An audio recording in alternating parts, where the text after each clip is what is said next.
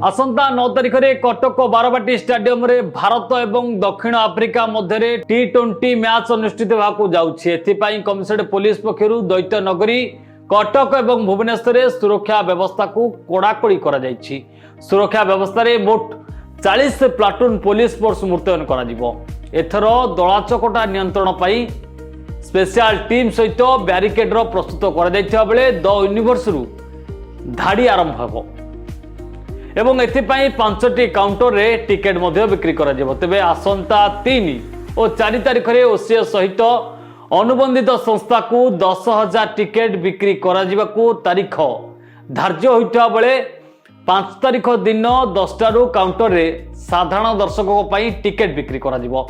एथिपाई commissionerate police पक्षरु 4 तारिख संध्यारू सेठारे police मुतयन करने निष्पत्ति नि मोट 40 प्लाटून पुलिस नियोजित होगाकू थिबा बेले प्रति शिफ्ट रे 20 प्लाटून पुलिस फोर्स मुतयन रहिबे। 6 जण एडीसीपी 15 जण एसपी 40 जण इंस्पेक्टर एवं एएसआई 150 जण नियोजित हेबे।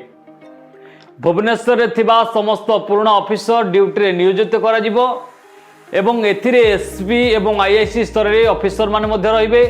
9 तारिख पूर्वाह्न 10टा समय खेलाड़ी माने पुणी कटक अभिमुखे बाहर से जीवा आसवा समय समस्त छकरे लोकों यातायात को रोकाजिबो एवं रास्तार दुई पार्श्व पुलिस मुतयन रहिबे।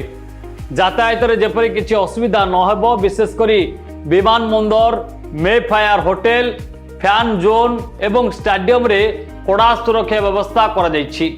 खेलाड़ी सुरक्षा पाई 30 प्लाटून पुलिस फोर्स मुतयन हेबे। स्टेडियम रो भीतर को पानी बोतल कॉइन कलम एवं अन्यान्य सामग्री नेबा को बारण करा जायछि। खेलाड़ी सुरक्षा व्यवस्था जांच दायित्व पुलिस कमिशनर सुरेश देवदत्त सिंह तदारक करछंती। जदि आपंक आम भिडी भल लगा तेब आम चैनल को लाइक शेयर और सब्सक्राइब करने को जमा भी भूलु नहीं।